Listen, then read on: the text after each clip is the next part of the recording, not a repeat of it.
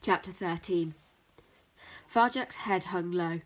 He could hear more monsters in the distance, coming closer. He couldn't face looking at them. What was the point? He knew now that they'd never stop to help him, not in a million years. He'd failed to do the one and only thing he'd been trusted with. What good was he to anyone? Julius was right. He was no Mesopotamian blue, and never would be. He was an insect. Worse than an insect, he was a disgrace to the name Jalal. He'd failed.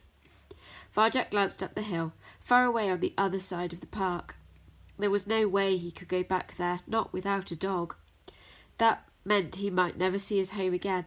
The kitchen full of china bowls, the Contessa's red velvet armchair, even the new toy mouse. Never again. He slunk into an alley that led away from the monsters, away from the hill, away from his memories of home. This alley was narrow and dark with the shadows of night. It was empty except for a swarm of black plastic rubbish bags, so full they'd split open. Ruined food seeped out of the bags like blood from a wound. The ground was slippery with scraps, soggy bread, slimy fruit discarded and decaying in the dirt. Somewhere in the distance, almost buried by these smells, was the tang of meat. Varjak's stomach grumbled. It had been so long since he'd eaten. He remembered insisting to Mother and Father that he wanted to hunt like Jalal. He laughed bitterly at the memory. It was easy to talk about hunting, but to actually do it? Him? The coward who couldn't even stop a dog? Varjak, who'd disgraced his whole family, a hunter like his famous ancestor? No, an old scrap of meat was all he was good for, all he could get. Varjak followed the scent. His awareness led him along the alley and over a wall. He came down into the most desolate place he'd seen. It was an enclosed courtyard. The sky was hidden there. He'd lost the moon and the stars. He could see nothing but big concrete tower blocks looming all around. Every door and window was shut, as if the people inside were trying to keep something out. This place made him nervous. The blocks would be impossible to climb. Their walls were smooth and sheer. If something went wrong, if there was trouble, he could easily be trapped. The only way out was the way he'd come in.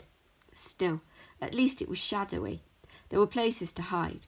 And it was quiet. All he could hear was the muffled rumbling of the city in the distance.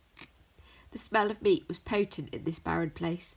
With grim precision, Varjak tracked it to a metal bin that clanked in the corner, helpless on its side in a murky pool of rain. Something brushed against his shoulder. Varjak gasped, ducked, swung around. What was it? No one there. Just a rustling sound. A plastic bag. Caught by the wind. It was circling him as if it were a hunter and he was a prey. He let out his breath, told himself not to be nervous and turned back to the bin. The smell of meat wasn't quite so nice close up. It was rancid, rotten. That was why he'd picked it up from so far away. His nose wrinkled. This wasn't how he'd imagined life outside. If only he could have a bowl of the gentleman's caviar now. But this was all he deserved. Varjak moved towards the bin, and the world erupted into violence. Out of the shadows, those perfect hiding places, 5 fully grown tomcats sprang. Not one of them wore a collar. Varjak put up his paws to defend himself. They were too fast. In a vicious blare of speed, they slammed him to the ground and pinned him there. The biggest, a massive, muscly ginger tom, towered over him. It ripped his cheek with its claws, as sharp and white as lightning. Varjak howled. "These are our bins, sonny," yelled the ginger. "Don't you forget it." Varjak wrenched a paw free and lashed back. He caught the ginger full in the face. It didn't budge. It didn't even flinch. It just opened its doors and spat at him. The other cats poured down on him, a deadly rain of claws and teeth. Varjak screamed. "What do you know about the vanishings?" demanded the ginger. It was as big as the gentleman's cats. "What vanishings?" gasped Varjak. "Don't pretend." Claws raked across Varjak's side. Bony paws pummeled his head. He clenched his eyes tight and curled into a ball. Off in the distance he could hear a siren wailing. This was it. This was the end. He was going to die alone in this lifeless concrete place, and no one would ever know. A sense of relief washed through him. He was glad it was over. He didn't want to live anymore. He didn't deserve to live, not after he'd let everyone down. Already it seemed very far away, like it was happening to someone else.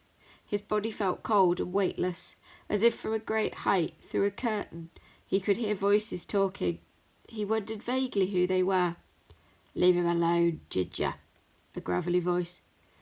"Look who it is! Friend of yours, is he, Holly?" "Leave him alone. He doesn't know anything." Something crunched into Varjak's ribs. Purple pain seared through him, and then faded to black.